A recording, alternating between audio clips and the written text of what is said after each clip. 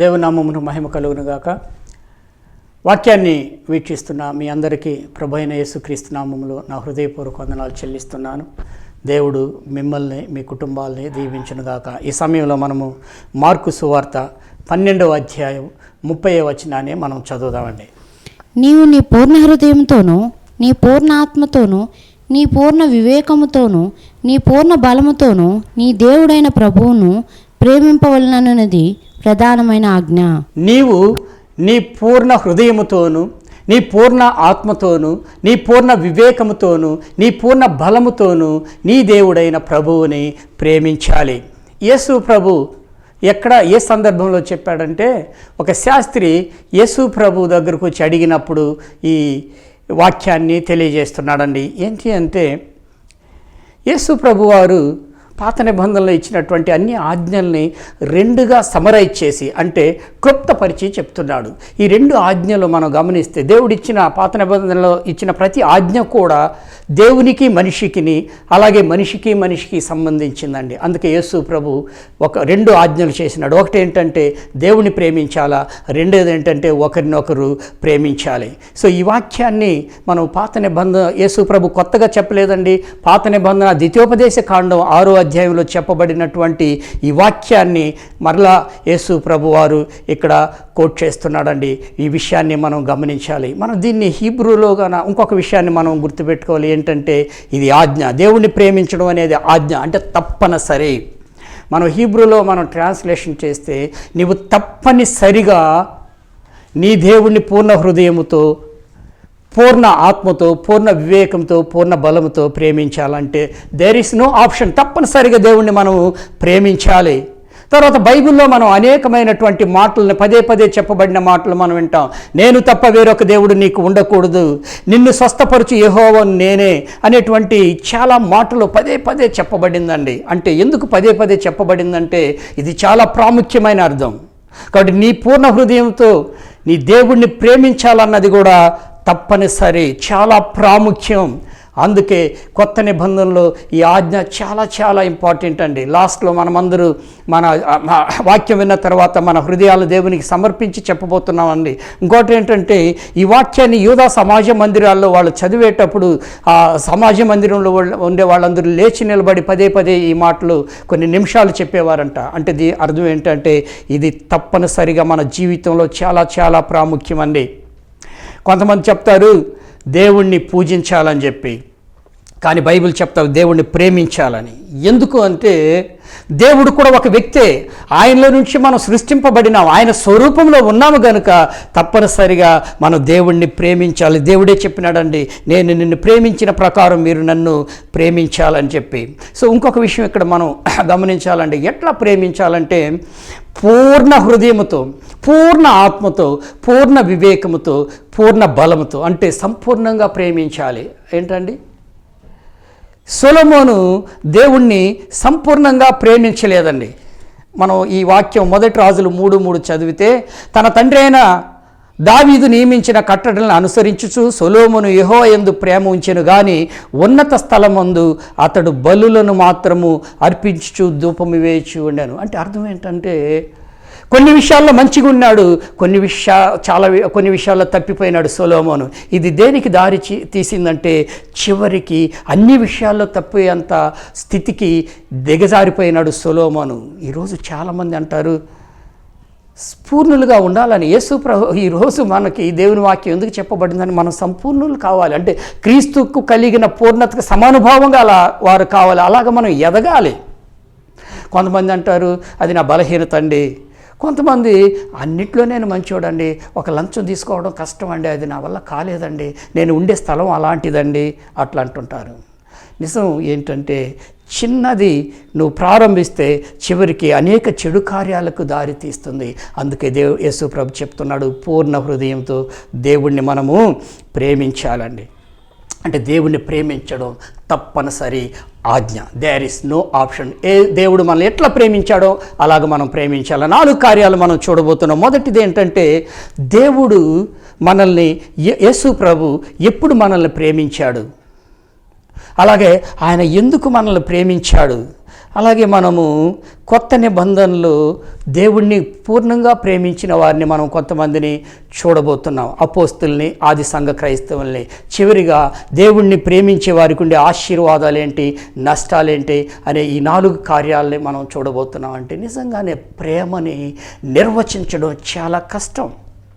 కానీ అది ప్రేమ అనే పదము నిజంగానే నిర్వచించడం చాలా కష్టం. అది ఎందుకంటే అది ఎత్తైనది, ఉన్నతమైనది. అది ఒక క్రియల్లో మాత్రమే మనం చూపించగలం. సో ఎలాగనేది మనం చూడబోతున్నాం. ఒక సిస్టర్ గారు ఫ్యామిలీ నాకు చాలా బాగా సుపరిచితులండి. వారింటికి నేను తరచూ వెళ్ళేవాడు. ఒకసారి వెళ్ళినప్పుడు సారు చాలా దిగులుగా ఉన్నారు. నేను అడిగిన, అక్క ఎందుకు సారు చాలా దిగులుగా ఉన్నారు అట్లా అని చెప్పి ఆమె చెప్పింది, బాబు పెద్ద పాపని మేము హాస్టల్లో చేర్పించినాం, ఇంతవరకు ఎప్పుడు కూడా ఆమె హాస్టల్లో చేరలేదు, వారం రోజులు అయిందండి సారు భోంచేశాను. వెంటనే నేను సార్ని అడిగిన, ఏంటి సార్ మేము ఎప్పుడు వచ్చినా మీ పిల్లలతో మీరు సరదాగా గడిపేది కానీ నవ్వేది నేను ఎప్పుడు చూడలేదు, మీరు ఎప్పుడు స్ట్రిక్ట్గా ఉంటారు, మీరు టీచర్ కదా, మరి ఎందుకు మీరు ఇంత దిగులు పడుతున్నారు, నాకు నిజంగానే అర్థం కాదు, ఆశ్చర్యం సార్ అట్లా అన్న. సార్ ఆలోచించినారు, నిజంగానే చిట్టిబాబు నీకు ఎట్ట చెప్పడం నాకు అర్థం కాలేదు, నేను ఎట్ట చెప్తే నువ్వు అర్థం చేసుకుంటావని కూడా నాకు తెలియదు, కానీ ఒక విషయాన్ని మాత్రం చెప్తున్నా, ఎప్పుడు నువ్వు అర్థం చేసుకుంటావంటే నీకు ఒక కూతురు పుట్టి ఆమెను నువ్వు ఆ హాస్టల్లో చేర్పించితే అప్పుడు నీకు అర్థం అవుతుంది ఆ ఫీలింగ్స్, కానీ నేను నా మాటల్లో చెప్పలేనని. నిజం.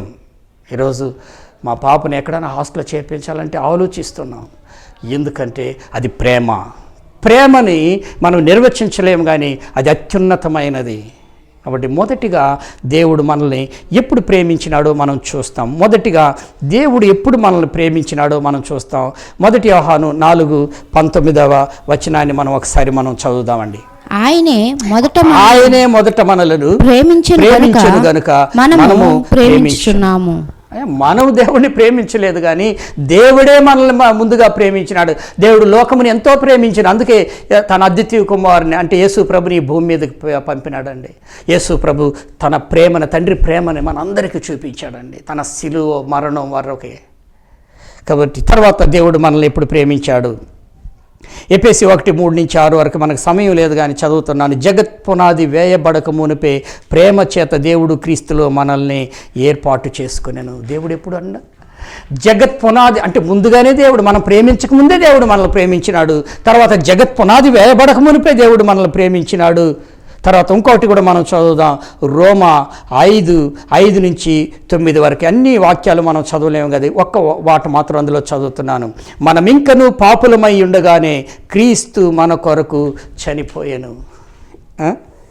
ఏంటంటే మనము ఇంకనూ పాపులమై ఉండగానే క్రీస్తు మన కొరకు చనిపోయినాడంటండి. ఎంత అద్భుతం!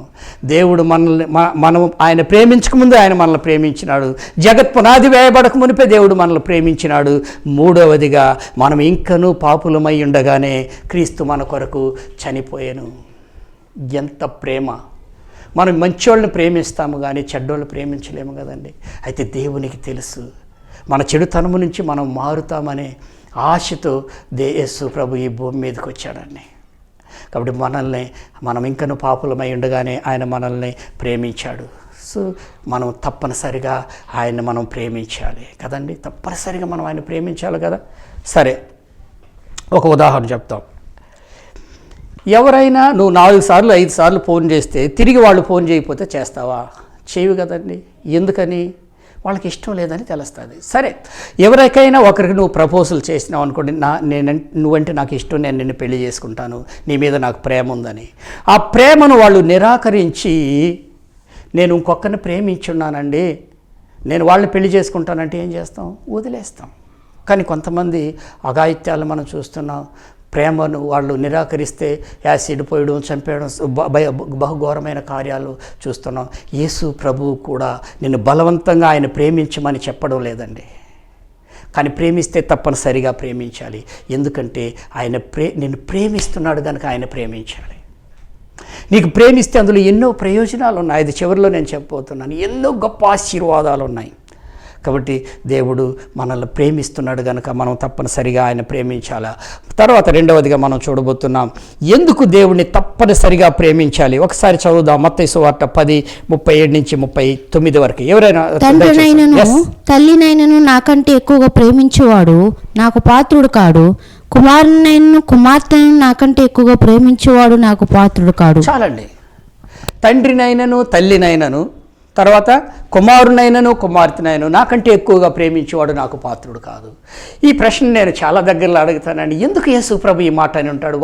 అంటే అందరిని ప్రేమించొద్దని యేసుప్రభు చెప్పట్లేదండి. బహుజాగ్రత్తగా కుమారుని కుమార్తెని తల్లి తండ్రిని భార్య బిడ్డలు ప్రేమించకూడదని దేవుడు చెప్పట్లేదు. కానీ నాకంటే ఎక్కువగా ప్రేమించకూడదు అంటున్నాడు. It's a comparison. నాకంటే ఎక్కువగా ప్రేమించకూడదు అంటాడు.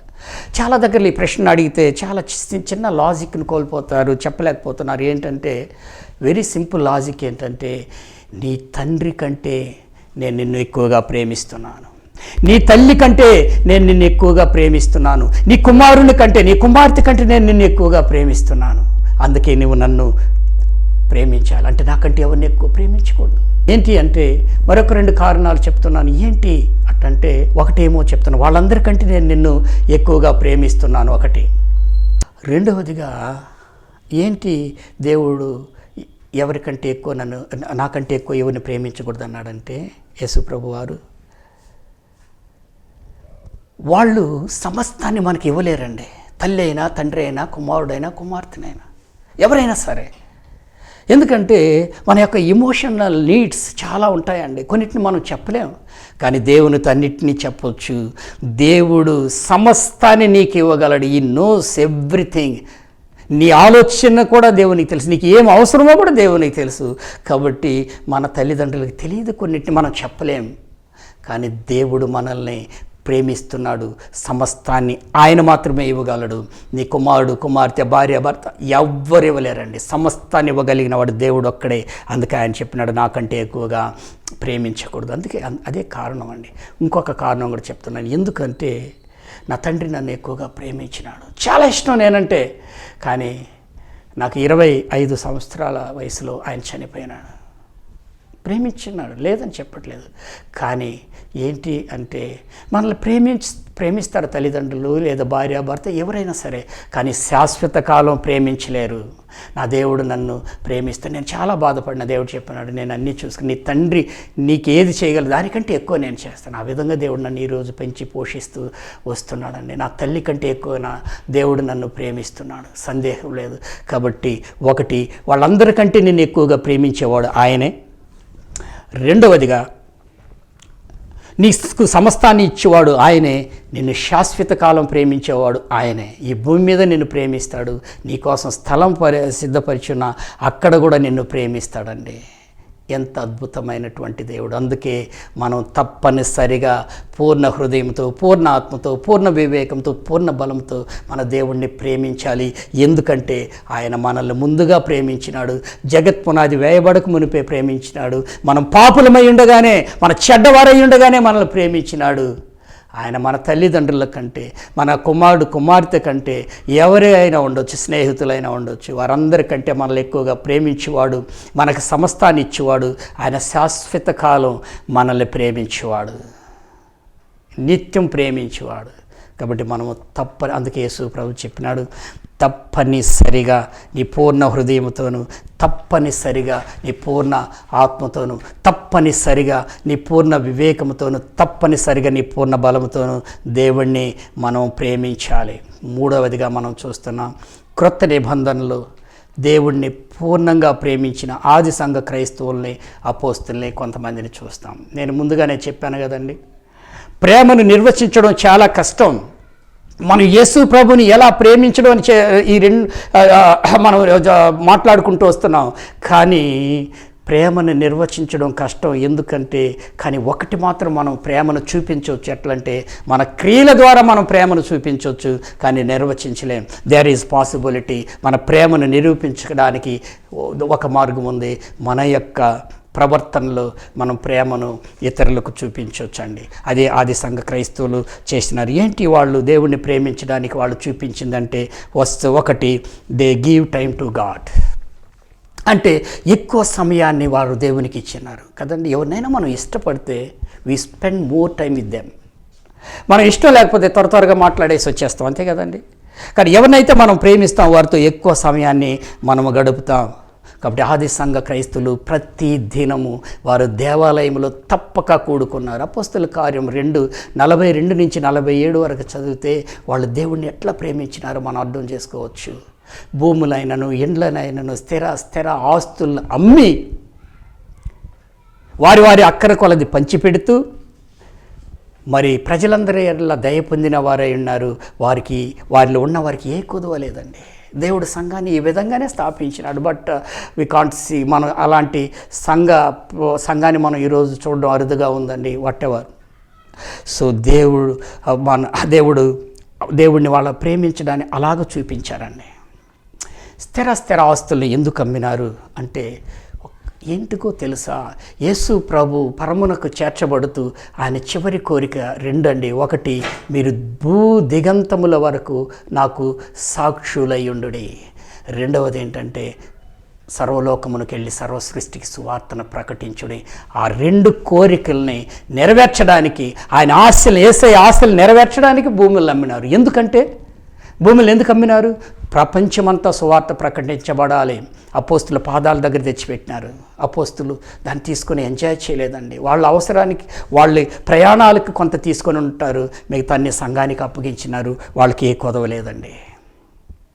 ఆ విధంగా దేవుని ప్రేమను వారు క్రియల్లో చూపించినారు. అంటే ఏంటంటే ఎక్కువ సమయాన్ని దేవునికి ఇచ్చినారు. ఈరోజు చాలామంది దేవుని దగ్గరికి ఆదివారం రావడం కూడా కష్టపడుతున్నారు. నిజమే కదండి. వీఆర్ బిజీ, చాలా బిజీగా ఉన్నామండి. ఇంతకుముందు సందేశం మీరు చూడలేదంటే ఒకసారి చూడండి. దేవుని స్వరూపాన్ని నిదానించి చూసినారు, జ్ఞాపకం చేసుకున్నారు. ఈరోజు చూడడానికి సమయం లేదు, దేవుడిని అర్థం చేసుకునే సమయం లేదు. బిజీగా లోకం వైపు పరుగులెడుతూ ఉన్నారు. వాళ్ళు దేవుణ్ణి ప్రేమించినారు. ఆయన ఆశలు నెరవేర్చడానికి కోసమే ఆది సంఘ క్రైస్తవులు తమకు ఉన్నటువంటి సమస్తాన్ని వారు ఇచ్చినారు. ఆయన సాక్ష్యంగా వారు జీవించారండి. వాళ్ళ క్రియల్లో ఎలా చూపించినా నేను ఒక మాట చెప్తాను అప్పుడప్పుడు. Giving to the Lord also one of the sign that you are loving God. ఎందుకు ఇంత ఇవ్వగలిగినారంటే అవుట్ ఆఫ్ లవ్. స్థిరాస్తులను కూడా ఇవ్వగలిగినారంటే అవుట్ ఆఫ్ లవ్. ప్రేమ, దేవుని మీద ఉండే, యేసు ప్రభు మీద ఉండే ప్రేమ అంతగా ఉండిందండి వాళ్ళకి. ఆ విధంగా ఆస్తులు అమ్మిచ్చినారు సేవ కోసం. ఈరోజు ఇచ్చేవాళ్ళ గురించి నేను కొన్ని విషయాలు చెప్తున్నానండి. కానుకలు ఇచ్చేవాళ్ళకి బ్యాడ్ ఇంటెన్షన్ కొంతమందికి ఉంది. నేను మీకు తెలియజేస్తున్నాను. కొంతమంది నేను చాలా బాధపడినాను. ఎందుకంటే ఎందుకు కానుకలు ఇస్తారంట? పాస్టర్ గారు చాలా పేదోడండి, ఆయనకి ఆదాయం లేదు, please don't give that, please don't, అసలు దయచేసి ఇవ్వద్దండి.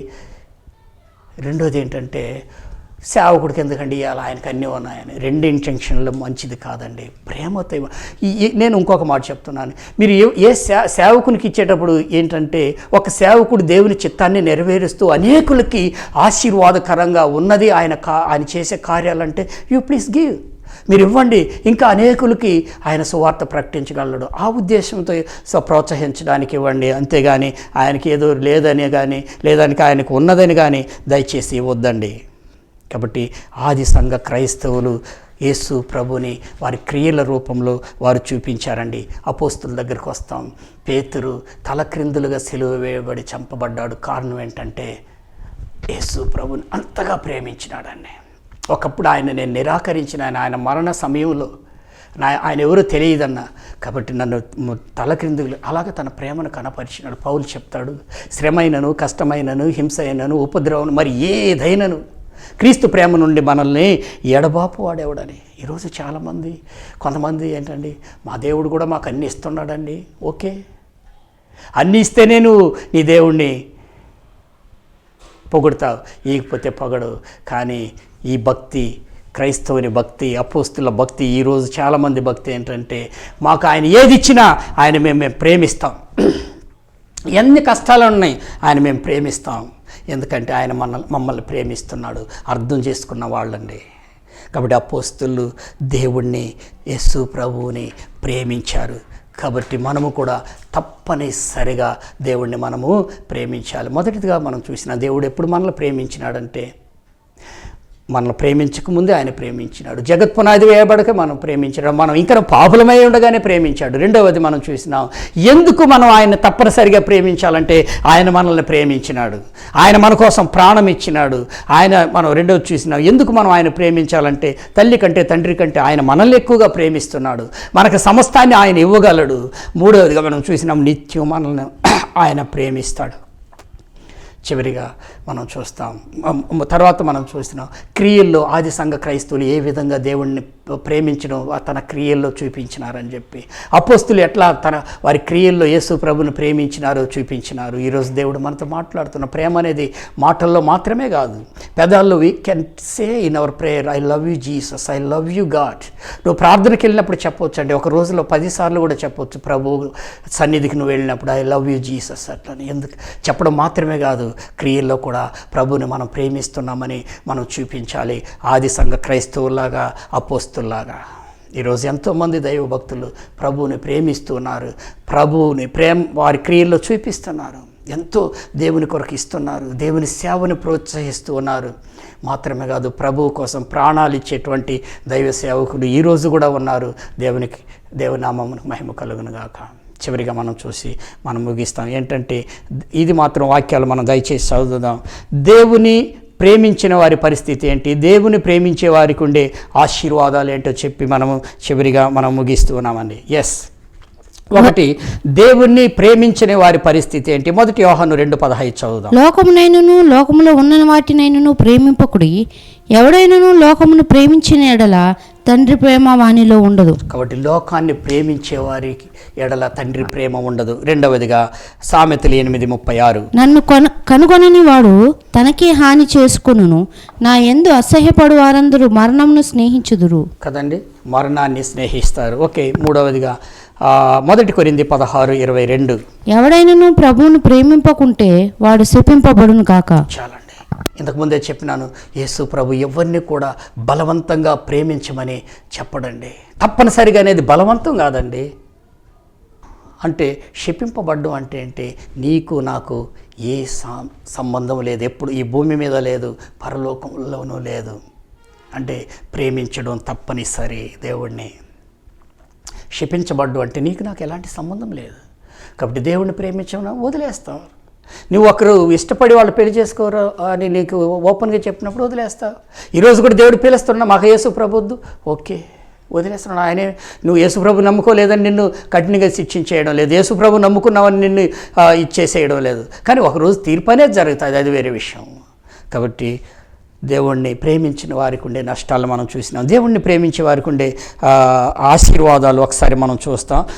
కీర్తనలు 91:14-16 నేనే చదువుతాను, అన్ని వాక్యాలు మనం చదవలేం. అతడు నన్ను ప్రేమించుచున్నాడు గనుక నేను అతన్ని తప్పించేదను, అతడు నా నామమును ఎరిగినవాడు గనుక నేను అతని గణపరిచెదను, అతడు నాకు మొరపెట్టగా నేను అతనికి ఉత్తరం ఇచ్చేదను, శ్రమల్లో నేను అతనికి తోడై ఉండేదను, అతన్ని విడిపించి అతడిని గొప్ప చేసేదను, దీర్ఘాయు చేత అతన్ని తృప్తిపరిచేదను, నా రక్షణ అతనికి చూపించేదను. చాలామంది దైవ సేవకులు నేను కూడా చూసిన, ఎవరికైనా కష్టాలుంటే శ్రమలుంటే ఈ వాక్యాన్ని కీర్తనలు 91 చదువుమని చెప్పి ప్రోత్సహిస్తారు. నేను కూడా చాలామందికి చెప్పానండి, మన కష్టాలు వచ్చినప్పుడు దేవుని సన్నిధికి వెళ్ళి మనం ఈ కీర్తనలు చదివి మనం ప్రార్థించవచ్చండి. ఎందుకంటే మనల్ని తప్పిస్తాడు ఆయన, ఎందుకంటే మనం కూడా ఆయన ప్రేమిస్తున్నాము కదా, మనల్ని దీర్ఘాయుష్యత ఆయన నింపుతాడండి, ఎందుకంటే మనం కూడా ఆయన ప్రేమిస్తున్నాము కదా.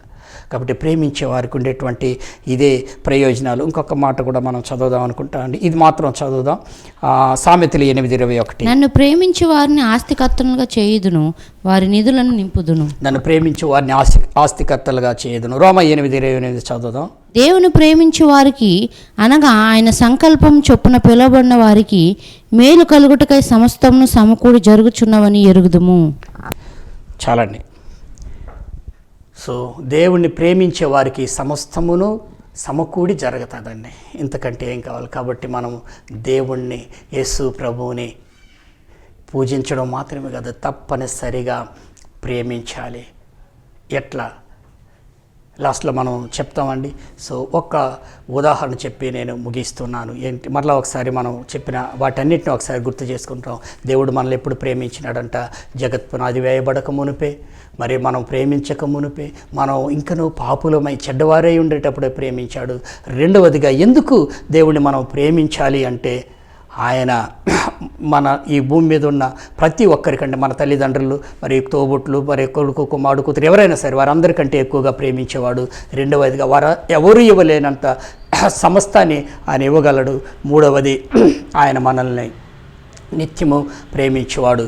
చివరిగా మనం చూసిన క్రియలలో యేసు క్రీస్తుని ఏ విధంగా ఆది సంఘ క్రైస్తవులు ప్రేమించారో, ఏ విధంగా వారు అపోస్తులు ప్రేమించారో మనం చూసినాం. ఏంటంటే ఆది సంఘ క్రైస్తవులు క్రియల ద్వారా ఆయన ప్రేమించినారు, వారు ఆస్తిని ఇచ్చినారు, ఆయన కోసం సమయం వెచ్చించినారు, ఆయన ఆశలు కోరికలు నెరవేర్చినారు. ఏంటంటే పాపము చేయకుండా దేవుని కోసం సాక్ష్యంగా జీవించినారు. రెండవదిగా తన సువార్తను వారు ప్రకటించినారండి.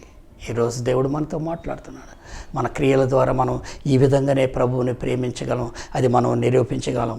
చివరిలో మనం చూసినాం ఏంటంటే దేవుని ప్రేమించిన వారి పరిస్థితి ఏంటి, దేవుని ప్రేమించే వారి పరిస్థితి ఏంటో మనం చూసినాం. సో ఒక ఉదాహరణ చెప్పి నేను ముగిస్తూ ఉన్నాను. ఏంటి అంటే, మనం ఎవరినైనా ఒకరిని ప్రేమిస్తే మనం ఏం చెప్తామంటే, ప్రపోజ్ చేసేటప్పుడు నేను ప్రేమిస్తున్నాను, ఎందుకంటే నేను నిన్ను పెళ్లి చేసుకోవాలనుకుంటున్నాను. అంటే పెళ్లి చేసుకోవడానికి ప్రేమించడం కాదండి, నేను నిన్ను ప్రేమిస్తున్నాను కాబట్టి నేను నిన్ను పెళ్లి చేసుకోవాలనుకుంటున్నాను. What is the intention in the marriage? ఏంటి వివాహంలో ఉండే ఒక బంధువులో ఉండేది ఏంటంటే, బంధువులో ఉండేటువంటి ఒక రహస్యం ఏంటంటే శాశ్వత కాలం కలిసి ఉండడం. అంటే ప్రేమించడం ఏంటంటే శాశ్వత కాలం కలిసి ఉండడం. వివాహం ఈ ప్రేమను వివాహ బంధంతోనే యేసు ప్రభు కూడా పోల్చాడండి. సంఘము వధువు, యేసు ప్రభు వరుడు. అంటే ఆయన వచ్చి ఈ సంఘాన్ని, వధువుని ఆయన వివాహం చేసుకోబోతున్నాడు. ఈ వివాహంలో ఉండేది ఏంటంటే శాశ్వత కాలం, నిత్యం కలిసి ఉండేది, సంతోషంగా, సమాధానంగా, ఆశీర్వాదకరంగా. అందుకే వివాహాన్ని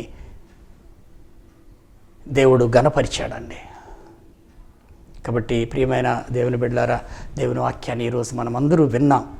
ఏంటంటే మన పూర్ణ హృదయముతో, పూర్ణ ఆత్మతో, పూర్ణ వివేకంతో, పూర్ణ బలముతో మన దేవుణ్ణి మనము ప్రేమించాలి.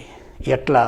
తప్పనిసరిగా ఆజ్ఞ, no option, there is no option. తప్పనిసరిగా మనము దేవుణ్ణి ప్రేమించాలి, బలవంతంగా కాదండి. ఈరోజు ప్రజల్ని దేవుడు పిలుస్తున్నాడు తన ప్రేమను నీకు ఇవ్వడానికి, తన ప్రేమను అనుభవించడానికి పిలుస్తున్నాడు.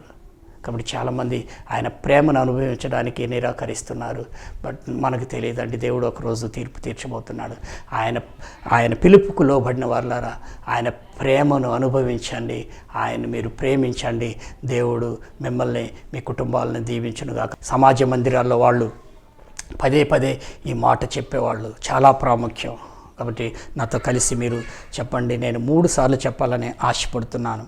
సో నేను యాక్షన్ చేసి చెప్తున్నా. మీరు ఒకవేళ మీరు మీ ఇళ్లల్లో ఉంటే మీరు నాతో కలిసి ఈ బాటిల్ మీరు చెప్పండి. మరలా కూడా నేను చెప్తున్నా 3 సార్లు మీకు మరలా చెప్పాలని ఆశపడుతున్నాను. నాతో కలిసి చెప్పండి. నేను తప్పనిసరిగా నా పూర్ణ హృదయముతోను, నా పూర్ణ ఆత్మతోను, నా పూర్ణ వివేకముతోను, నా పూర్ణ బలముతోను నిన్ను ప్రేమిస్తానయ్యా. రెండవసారి చెప్తున్నాను, రెఫరెన్స్ కూడా చెప్దామండి ఈసారి. నేను నా పూర్ణ హృదయముతోను, నా పూర్ణ ఆత్మతోను, నా పూర్ణ వివేకముతోను, నా పూర్ణ బలముతోను నా దేవుణ్ణి నేను ప్రేమిస్తాను. మార్కు 12:30. లాస్ట్ ఇంకొకసారి చెప్పేస్తున్నాను, ముగిచ్చేస్తాను. అందరూ చెప్తాం. నా పూర్ణ హృదయముతోను, నా పూర్ణ ఆత్మతోను, నా పూర్ణ వివేకముతోను, నా పూర్ణ బలముతోను నా దేవుడైన యెహోవాని ప్రేమిస్తాను. మార్కు 12:30. దేవుడు మిమ్మల్ని దీవించునుగాక.